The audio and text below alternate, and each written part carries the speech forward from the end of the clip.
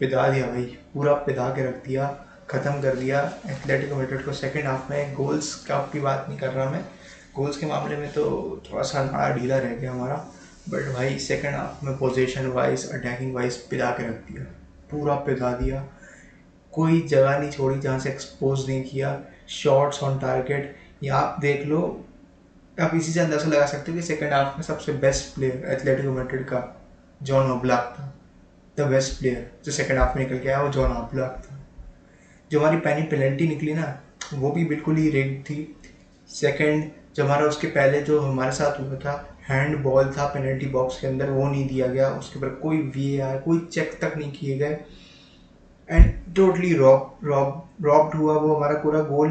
बेमतलब में हमको पेनल्टी दी गई, उसके बाद वहाँ जो क्लियर हैंड था उस पर कुछ नहीं एक्शन लिया गया, सबसे बड़ी बात यह है।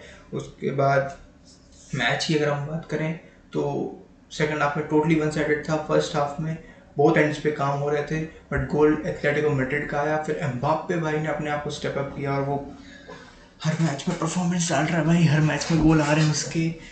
रॉड्रिगो ने भी असिस्ट दिया, रॉड्रिगो ने जो बॉक्स के अंदर प्ले क्यों आया था और मतलब पास दिया था, टैकलिंग मतलब taking over that two defenders, जिसने मिडफील्ड में जगह मतलब मिड में एक जगह बताई पेनल्टी बॉक्स के अंदर, जहाँ जूड बेलिंगम को किलियन एम्बाप्पे को चांस मिला, जूड बेलिंगम ने शॉट लिया, मिस हुआ, देन अगेन उसका रिबाउंड आया and Kylian Mbappe finished it all with his fantastic goal और 1-1 ड्रॉ हुआ।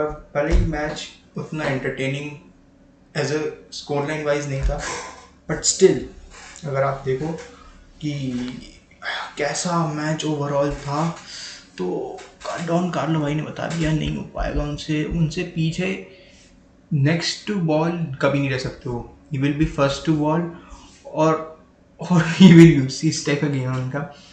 सेकंड टू नन वो कभी नहीं रहेंगे, he will be never second to none. पिछले मैच में भी उन्होंने दिखाया कि कम बैक स्पिरिट वो लास्ट मिनट तक है रियल मैड्रिड के अंदर, चाहे वो कोई भी प्लेयर हो। और अभी हम विनीशियस जूनियर की बात करेंगे, विनीशियस जूनियर का क्या केस चल रहा है, उसके ऊपर बहुत सारे एलिगेशंस आए कि वो बेचारा मतलब वो बंदे ने मॉड्रिच को वो किया है, मतलब चिल्लाया है मॉड्रिच के ऊपर, मॉड्रिच को हम्बल किया उसने एक तरीके से। देन उसने रिजेक्ट कर दिया अपनी फर्स्ट बिड जो रियल मैड्रिड की है कॉन्ट्रैक्ट एक्सटेंशन की उसकी, उसको भी रिजेक्ट कर दिया है। तो उसके बारे में भी हम बात करेंगे, क्या हुआ है, क्या केस है और कैसा चल रहा है। तो चलिए शुरू करते हैं यहीं पे, जो हमारा शुरू तो मैंने बहुत पहले कर दिया, बट स्टिल जो मैं बता रहा था कि एथलेटिको मैड्रिड और रियल मैड्रिड का मैच था, not so entertaining as score line wise but as performance wise बहुत बढ़िया। रॉड्रिगो की परफॉर्मेंस करें, रॉड्रिगो परफॉर्मेंस की बात करें तो मैं उसको रेट करूँगा 7/10। Lucas Vazquez same out of 7/10।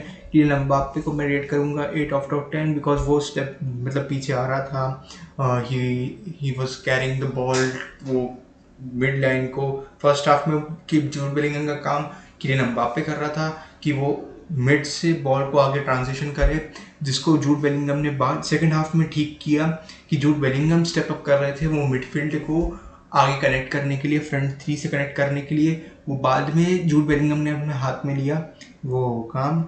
पर फर्स्ट हाफ में Kylian Mbappe was doing that, इसलिए वो आगे फॉरवर्ड नहीं कर पाते। Vinicius Junior again lack of urgency, lack of that emotion कि हाँ भाई बॉल वापस से गेन करनी है, plus no he was not trying to help his teammate type, वो एटीट्यूड था उसका कि भाई अपन खुद से बॉल निकालेंगे।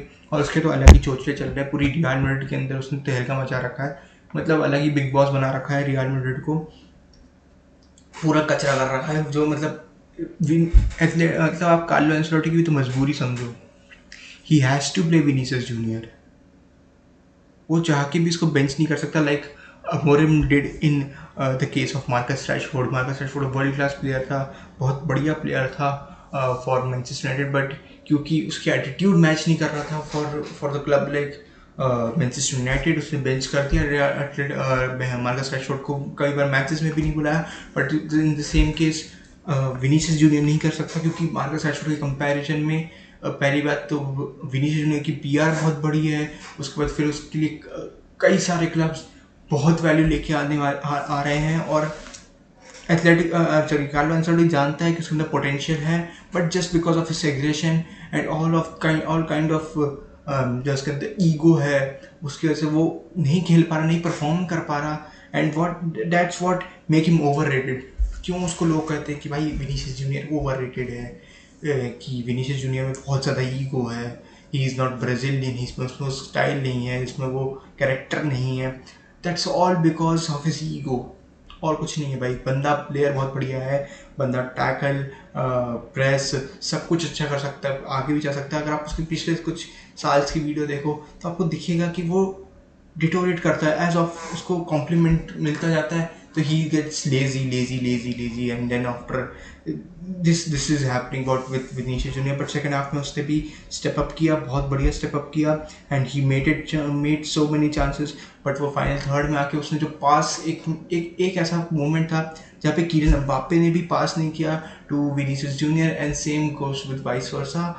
विनीसियस जूनियर ने भी पास नहीं किया कीलियन एम्बाप्पे को, जो कि एक डन गोल होते हैं अगर वो दोनों पासेस चले जाते एक दूसरे को। तो इस टाइप का गेम था पूरा। थोड़े ईगो रिलेटेड काम हो रहे हैं अभी भी रियल मैड्रिड में। उसके पिछले मैच में अगर हम बात करें तो जब विनीसियस जूनियर आए थे, then he got an yellow card. उसके बाद फिर लूका मॉड्रिच से झगड़ा कर रहा था। वो बंदा टीम का कैप्टन है भाई, तुम क्या हो अभी उसके सामने, तुम कुछ भी नहीं हो। 6 चैंपियंस लीग जीती है तो उसने तुम्हारे क्लब के साथ, जिस क्लब के तुम अभी आए हो ना, वो 2012 से है, 2024 से प्लस वो के कैप्टन है। तुम किसी भी हालत में उसको डिसरिस्पेक्ट नहीं कर सकते, चाह के भी नहीं कर सकते भाई। तुम्हारे पास कोई वो अलाउंस ही नहीं है कि तुम चाह के भी उसको डिसरिस्पेक्ट कर दो। Dani Ceballos complains about every player, Dani Ceballos ही कंप्लेन कर रहा है वो कार्लो एंसेलोटी को, और वो न जाने किस किस प्लेयर की कंप्लेन करने पहुंच जाता है। But he is not looking to himself कि वो क्या कर रहा है अभी पिच पे, वो क्या पिच पे परफॉर्मेंस कर रहा है। He is more of like Sergio Ramos बनने की कोशिश कर रहा है, but he is not knowing कि वो भाई एक अटैकर है, नॉट ए डिफेंडर। उसको एक अग्रेशन चाहिए, एक आगे जाने का अग्रेशन चाहिए, but at the same time he has to keep his cool. भाई उसको काम रहना पड़ेगा अगर उसको परफॉर्म करना है तो। He is attacker, after all he will get tackled, he will be getting fouled, but he has to keep his cool. Rodrygo को देखो आप, उसको किलियन एम्बाप्पे को देखो, they do not overreact, they keep his cool, they keep their cool, and then they get up, do not complain to referee, they do not complain to Carlo Ancelotti कि ये press नहीं कर रहा, ये नहीं कर रहा। they just work for their own, they just work on their own performance, own development, and then whenever the chance come they combine and they perform। But Vinicius junior का अलग केस है, लेफ्ट से वो press नहीं करता। कल Kylian Mbappe भी press कर रहा है, रॉड्रिगो भी प्रेस कर रहा है, but the one person who is not pressing, who is not taking pass in press in the first half was Vinicius junior. क्यों? क्योंकि उसके अंदर एक ईगो है कि भाई मैं बेस्ट प्लेयर हूँ रियल मैड्रिड का, मैं नहीं करूँगा प्रेस, मैं क्यों करूँ प्रेस। बट सेकेंड हाफ में I don't know Carlo Ancelotti ने क्या कहा होगा उससे ड्रेसिंग रूम में, बट आई नो कि उसने कुछ एग्रेसिवली उसको एक कमांड दिया होगा कि you have to press no matter wherever you are.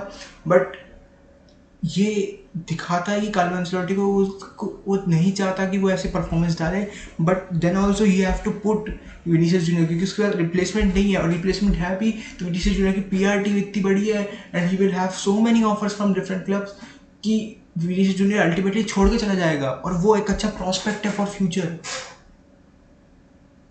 आप कह लो कि आप मैं एंड्रिक को खिला दूंगा, सो व्हाट हैपेंस कि मैं किलियन एम्बाप्पे को लेफ्ट विंग पे खिला दूंगा, लेकिन किलियन एम्बाप्पे 26 साल का है और वहीं पे विनीसियस जूनियर 23 साल का है। लॉन्ग टर्म प्रॉस्पेक्ट में विनीसियस जूनियर ज़्यादा हेल्पफुल है in comparison to Kylian Mbappe. नहीं तो आप रॉड्रिगो को खिला दोगे, रॉड्रिगो तो और है अच्छा प्लेयर आप कह सकते हो, बट रॉड्रिगो भी क्यों, उसको राइट विंग पे भी तो बैलेंस चाहिए। राइट विंगर आप कहाँ से डालोगे, आर्दा गुलर, लूकस फ्रहीम भी दिया, इन सबको खिला सकते हो आप राइट विंग पे, लूकस वास्कस भी राइट विंग पे आ सकते हैं। बट वो एक स्ट्रक्चर जो है कि फ्रंट थ्री का जो वो है थ्रेट है, वो बने रहने के लिए कार्लो एंसेलोटी को विनीसियस जूनियर को डालना पड़ेगा। विनीसियस जूनियर अब एज अ थ्रेट नहीं देखते, आजकल जो क्लब्स हैं एज अ थ्रेट नहीं देख पा रहे उसको।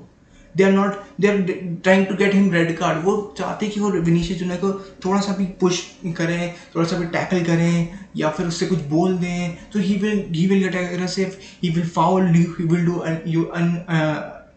unwanted things, useless comments. He will pass useless comments, he will fight to referee and all those useless thing stuff he will do, and then he will get a red card और वो 10 men के साथ हो जाएंगे और उसके बाद बहुत आराम से उनको पेनिट्रेट और खोला जा सकता है because they have to come in defensive setup rather than attacking, because then they have to do 4-3-2 setup. Real Madrid को 4-3-2 setup पे आना पड़ेगा just because विनीशियस जूनियर को एक रेड कार्ड मिल गया.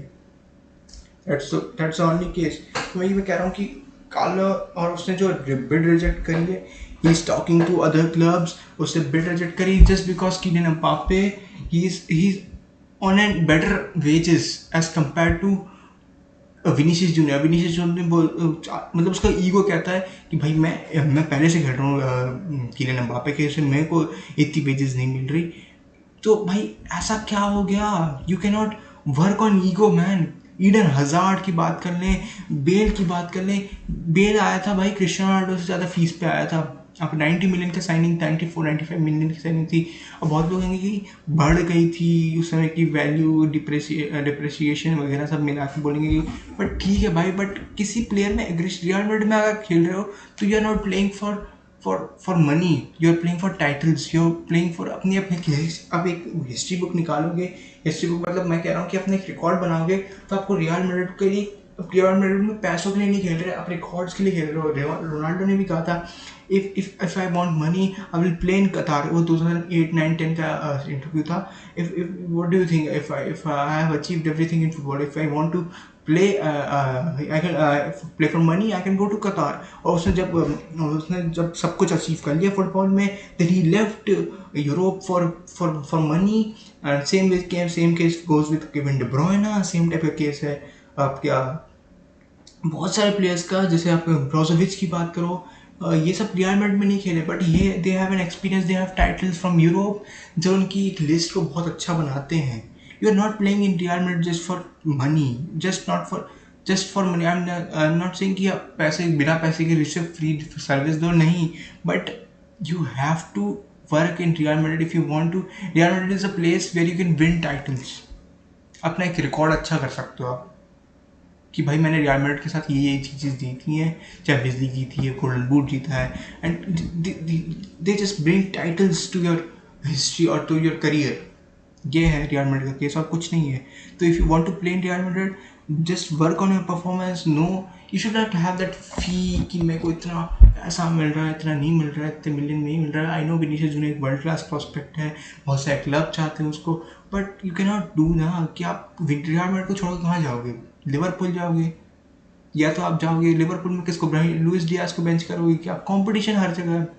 Then you will go to clubs like Manchester City और even United और Chelsea and this types of. कहाँ जाओगे आप? आपके पास कोई ऑप्शन ही नहीं है alternative. Real Madrid stand out करता है. सारे क्लब एक तरफ, रियल मैड्रिड एक तरफ, नो कंपैरिजन. कोई कंपैरिजन ही नहीं है, अब किससे कंपेयर करोगे? And that's all for today guys, and we'll see you in the next video. तब तक के लिए गाय, thanks for watching.